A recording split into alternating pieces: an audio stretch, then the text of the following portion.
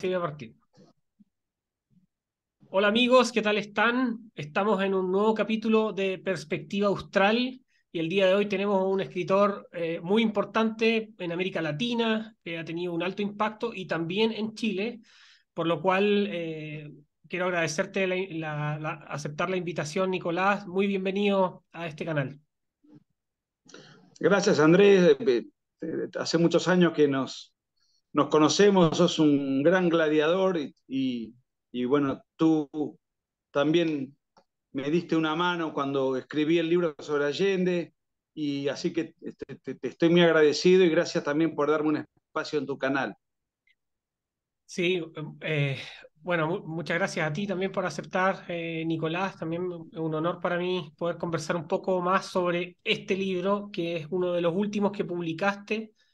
Bueno, para los que no conocen a Nicolás, Nicolás es argentino, lo escucharán muy bien, su acento es muy fuerte. Estudió leyes, también ha estudiado contraterrorismo, es ensayista, analista político, escritor, ha escrito más de 11 libros, tengo acá en la biografía de Amazon. Ahora ya yo creo que ya es por más. Así que muy bienvenido, Nicolás, y comentarte inicialmente que ya este libro, para los que vayan viendo, lo están vendiendo en la editorial Entre Zorros y Erizos en Chile. Está en Amazon, también lo están vendiendo en otros países, ahí nos podrás comentar, Nicolás. Pero la primera pregunta, para partir, ¿cuál fue la motivación principal que tuviste, Nicolás, para escribir este libro, esta biografía y sobre este personaje que es un personaje muy polémico, amado y odiado, principalmente en Chile o en América Latina en general? Mirá, Andrés, yo de alguna manera me siento cómodo haciendo biografías, escribí muchas. Creo que la más exitosa, la que se conoce mucho a nivel regional, es una que escribí sobre el Che Guevara. Y me parece que parte de la batalla cultural consiste en disputarle a la izquierda al pasado, porque la izquierda se adueña del pasado, lo tergiversa, lo desnaturaliza, fabrica hechos épicos, quita de la historia y borra de la historia las masacres, los campos de exterminio, las pobrezas que han engendrado, los muros que construyeron. Y además se dedica a fabricar falsos héroes, falsos adalides, empezando desde el Che Guevara, un poco, que es el más universalmente popularizado, y creo que Salvador Allende está dentro de ese podio de personajes innobles que le han hecho mucho daño, en este caso a Chile en lo particular. Y cuando en la última elección que se dio presidencial, yo vi a un Chile dividido y radicalizado. Ya no era la histórica tradición electoral entre la concertación y las coaliciones de la UDI y Renovación Nacional, sino que tanto la concertación como la UDI y Renovación Nacional como que fueron perdiendo fuerza, vigor y entusiasmo ideológico, ¿no? Y como que Chile empezó en una grieta cada vez más aguda, de la cual nunca se cerró. Bueno, y ahora está totalmente eh, intensificada. Y me parecía que siempre me interesó muchísimo de ese periodo histórico de Chile, y me parecía que era el momento oportuno para abocarme a Allende. En realidad, quien me sugirió hacer el trabajo, o sea, yo estaba en una etapa donde había terminado un libro y no sabía cuál iba a ser mi próximo desafío. Y estaba meses pensando.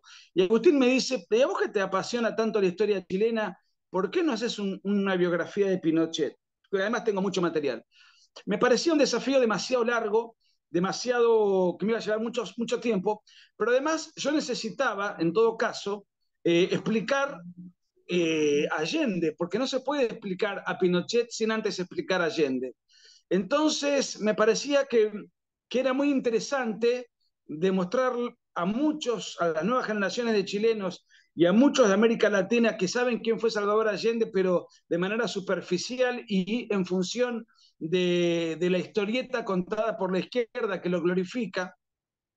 Todo el mundo cree encima que lo mataron en combate, o sea, incluso un hecho notorio como fue su suicidio es ignorado como consecuencia de la insistente propaganda falsificadora de la izquierda, en donde era hasta Vargallosa, yo lo escuché hablar estupideces cuando una vez Axel Kaiser le hace una pregunta y que metiendo en la misma bolsa y elevando a la categoría de demócrata a Allende cuando era un agente castrista, un agente soviético, se encargó de apoyar las guerrillas antes de ser el presidente, y cuando llegó al poder por el voto minoritario de un tercio de no más de la chilenidad, con la complicidad indisculpable de la democracia cristiana, bueno, llevó a cabo claramente una dictadura de inspiración comunista, dependiente de Rusia. Fidel Castro estuvo 24 días en Chile dirigiendo la revolución. En un momento determinado los chilenos no sabían quién era el que mandaba en Chile, si Allende o Fidel Castro, en donde además estaba Chile infectada de guerrilleros cubanos, empezando por la Guardia Pretoriana ilegal y criminal que Allende hizo para que lo custodien, los guerrilleros y los terroristas que operaban al servicio de la Unidad Popular con el sobrino de Salvador Allende a la cabeza, bueno, y los indultos y el apoyo político, estatal y gubernamental a todo el aparato terrorista conformado por guerrilleros chilenos y extranjeros, más los 20.000 agentes de la órbita soviética que estaban instalados en Chile para hacer de Chile otro bastión y satélite del comunismo internacional como lo era Cuba. Eso fue generando progresivamente un avasallamiento de libertades, el no funcionamiento del Poder Judicial, la desatención de la Constitución, el desconocimiento del derecho de propiedad, la persecución a la prensa libre, la desatención al Congreso, en fin, se implementó claramente una dictadura que tuvo un origen legítimo, pero que tuvo un ejercicio ilegítimo, ilegal e inconstitucional.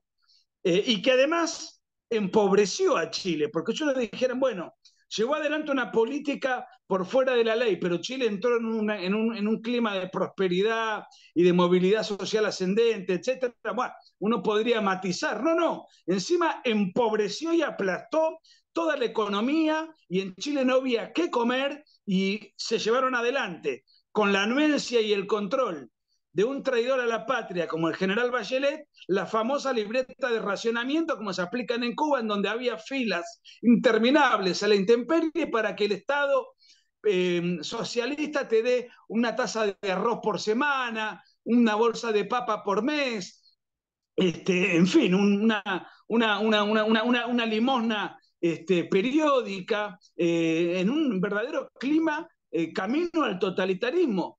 Y esto fue denunciado por todos los actores políticos de la época, no por la derecha oligárquica y reaccionaria. Cuando se produjo el 11 de septiembre del 73 y este año se van a producir 50 años en el contexto de una mentira gubernamental masificada, ese proceso que de sublevación dentro del cual el estalinista, porque tengo en el libro las loas y los elogios encendidos de Allende al genocida Stalin, probablemente su genocida favorito, cuando se produjo esa sublevación fue apoyada, impulsada por el Congreso de la Nación, por la Contraloría General de la República, por la Corte Suprema de la Nación y por 4 presidentes, los que estaban vivos, por González Videla, Alessandri, el propio Frei Montalva de la democracia cristiana y un futuro presidente como lo fue Patricio Elwin. Entonces, cuando empezamos a revisar la historia, vemos cómo han mentido a Chile y al mundo la izquierda, lo cual no me sorprende en absoluto porque es su praxis habitual.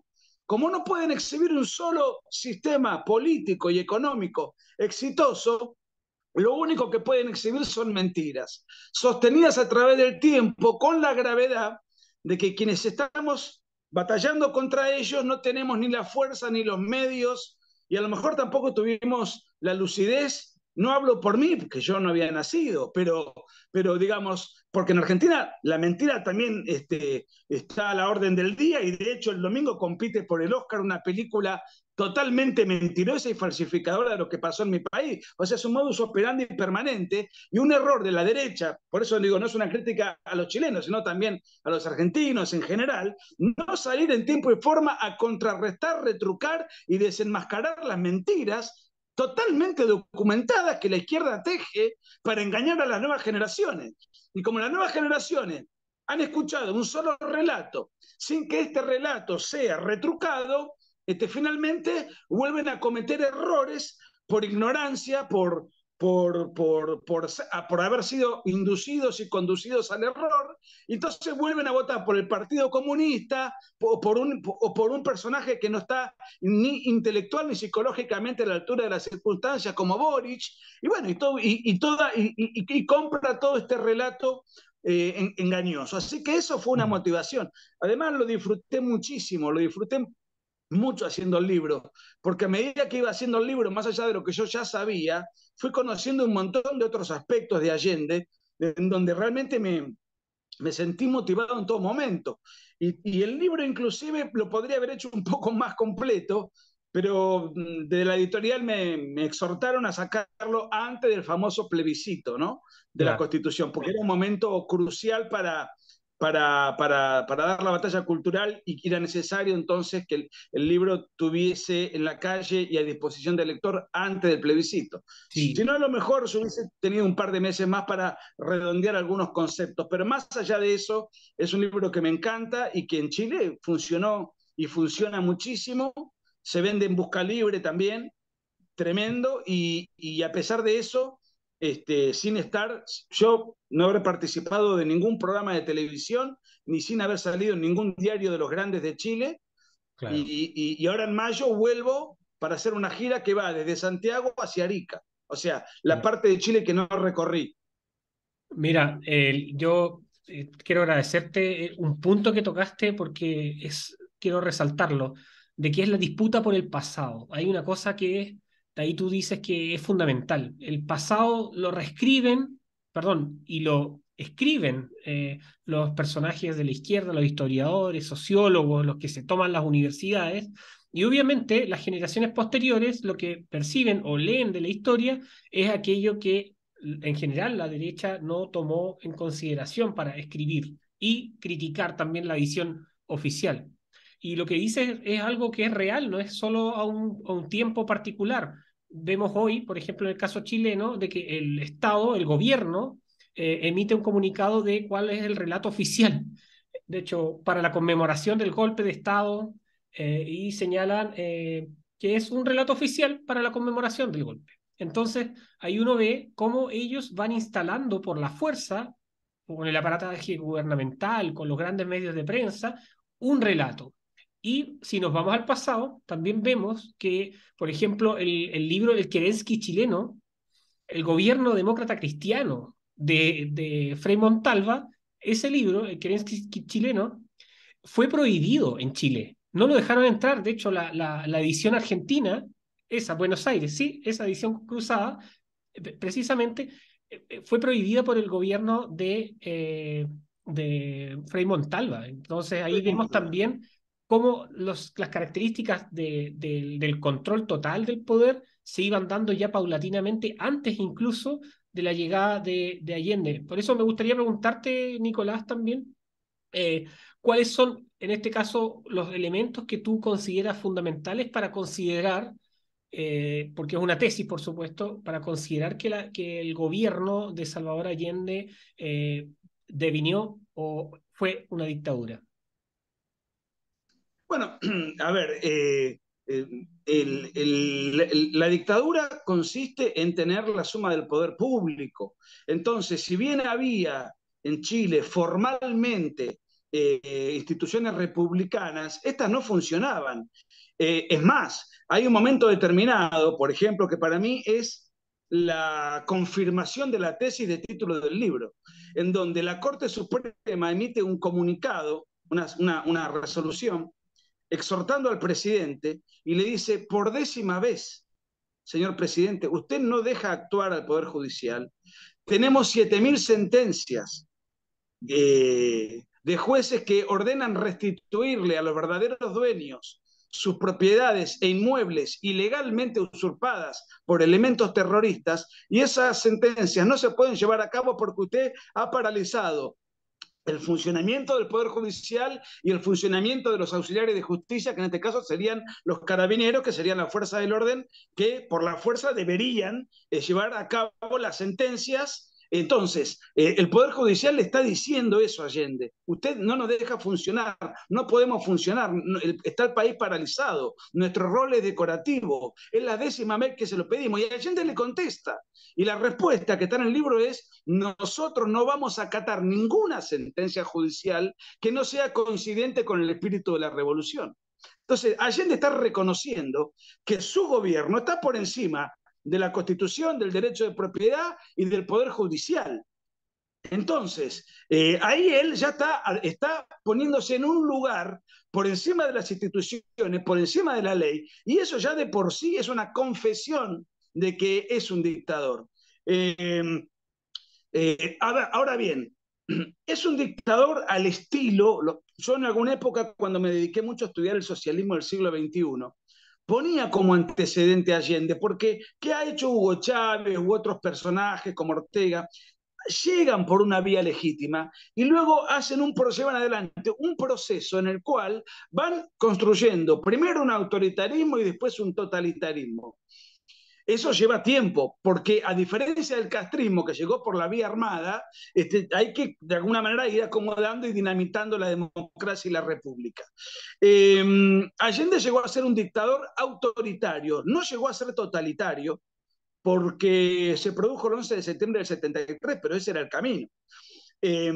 Pero no llegó a ser totalitario porque, hay que decir la verdad, más allá de que se llamaban la Unidad Popular y usaban la palabra pueblo todo el tiempo, Allende era minoritario porque solamente un tercio de los chilenos lo apoyaban. Y no solamente lo apoyaron en el 70, sino que en las elecciones de marzo del 73, la Unidad Popular pierde por 10 puntos respecto de la oposición, a pesar de que luego la Cámara de Diputados confirmó que hubo un fraude de 10 puntos a favor de la Unidad Popular.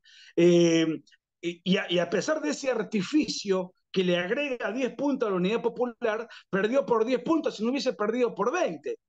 Entonces, y eso es lo que le impidió a él poder consolidar su proyecto totalitario, denunciado abiertamente por todos los diputados de la oposición, que eran 88 contra 40 y algo que tenía Allende, porque Allende solamente tenía un tercio. Entonces, como no tenía los diputados suficientes, hacía tabla rasa del Poder Judicial y gobernaba por decreto. Eh, eh, los famosos resquicios legales, que eran una trampa de la época. Además, por supuesto, de que la campaña de la Unidad Popular fue financiada por la KGB, de que la Unión Soviética le dio 600 millones de dólares para mantener al gobierno en pie, de que tenía milicias paramilitares operando al servicio del gobierno, lo cual, conforme la Constitución vigente, ya era causal suficiente como para destituirlo, y en donde además, como dije antes, casi un mes entero, un tirano como Fidel Castro estuvo conduciendo y apoyando la revolución. Y además hay dos anécdotas que a mí me impactaron, ¿no? Una es cuando él visita Cuba poco antes en el 66, 65, 66, en un cónclave para desparramar el terrorismo en todo el continente. Él se reúne con el Che Guevara y el Che Guevara le regala un librito que se llama Guerra de Guerrillas, que es de él. Y Allende, orgulloso, lo exhibe y la dedicatoria dice: para Salvador Allende, quien por otra vía pretende llegar a los mismos objetivos que nosotros. ¿Qué objetivo? Un Estado totalitario marxista-leninista. Que es lo que él le dice eso a Regis Debray. Además, él quiso arrastrar a Chile a la guerra civil, porque Regis Debray, y esto está en YouTube, además de que yo te lo transcribo en el libro, Regis Debray, un famoso pensador revolucionario que vive y que además participó de los campamentos guevaristas, le dice: ¿va a haber enfrentamiento armado con la oposición? Y mire, yo soy marxista-leninista, yo llegué al poder para hacer la revolución, vamos a acorralar vamos a acorralar al enemigo, y el enemigo, cuando el enemigo tenga que defenderse, se va a producir el enfrentamiento. ¿Cómo no va a haber este enfrentamiento? Así, literal, es lo que él dice, yo lo transcribo. Se puede buscar en YouTube. O sea, él sabía hacia dónde iba, y más aún, cuando la democracia cristiana le da los votos para que sea presidente, previamente le hacen firmar un estatuto de garantías diciendo, te damos los votos, pero vos te comprometés a respetar la democracia, la libertad, etcétera. Él firma el estatuto. ¿Y por qué le hacen firmar un estatuto si se supone que era un demócrata y que con la constitución vigente ya, digamos, es suficiente como para que quien accede se tenga que atener a ella, someter a ella? Y le hacen firmar un documento extra, porque los demócratas cristianos sabían en el peligro en el cual estaban metiendo a Chile y de la peligrosidad de Allende. Y Rashid Ebrard le pregunta, ¿era necesario firmar ese estatuto? Y él, con un caradurismo notable, le dice, Regí, el objetivo era tomar el poder, yo te firmo lo que vos quieras, vos dame el poder que yo después gobierno como yo quiero. Y gobernó como quiso hasta que las fuerzas del orden, impulsadas por resoluciones previas del mes de agosto de la Cámara de Diputados, de la Corte Suprema de Justicia y de la Contraloría General de la Nación, ordenaron la destitución del dictador. Y entonces, para mí, el 11 de septiembre es legítimo, es absolutamente válido, y Allende sencillamente era un usurpador, un intruso en la Casa de la Moneda. Las Fuerzas Armadas intentaron salvarle la vida ese día, lo llamaron 4 veces exhortándolo a la rendición. La Casa de la Moneda estaba integrada por agentes cubanos que disparaban desde las ventanas contra las fuerzas legales de Chile, que estaban obedeciendo una orden de las instituciones chilenas. Y Salvador Allende, o sea, lo llamaron 4 veces para decirle, hay un helicóptero a su disposición, renuncie, evitemos el derramamiento de sangre. Usted y su familia tienen un helicóptero para ir al aeropuerto, y del aeropuerto usted elige el país hacia donde hay un avión a disposición para que usted elija el país hacia donde quiere exiliarse. Eso hizo su familia, a la cual se le respetó la vida plenamente. Y Allende no se aguantó la responsabilidad histórica de su fracaso y acabó pegándose 2 tiros en el mentón con un AK-47 que le regaló su amigo y jefe, el genocida Fidel Castro. Esas eran las amistades de Allende, no los demócratas, como alguna vez escribió de una manera infame, su sobrina Isabel Allende en el diario La Nación, diciendo, mi tío quería para Chile una socialdemocracia tipo europeo. No sea mentira, es una mentira indisculpable, Con es una metralleta. canallada. Salió en el diario La Nación de Argentina, nunca me voy a olvidar de esa nota. Toma a los lectores de La Nación como imbéciles. Mm. Porque cualquiera que indague un poco qué es lo que pasaba en Chile, sabe que ese no era el proyecto de Allende. Allende no quería ser Felipe González, quería ser Fidel Castro.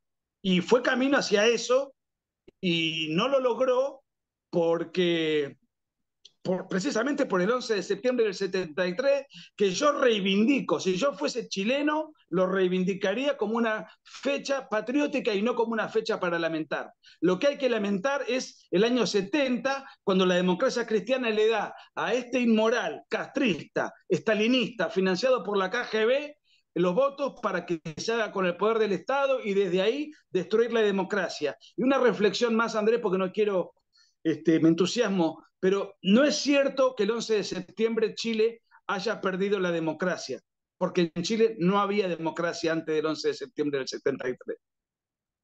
Esa reflexión es muy importante porque hoy tenemos generaciones nuevas que se llenan la boca con la palabra democracia y como que la democracia fue interrumpida en Chile por un llamado legal de las fuerzas de orden y seguridad. Eso es una gran falacia y es utilizado por la propaganda de todos estos comunistas verdes, comunistas, socialistas, que hoy lo que hacen es reivindicar la figura de Salvador Allende como un mártir.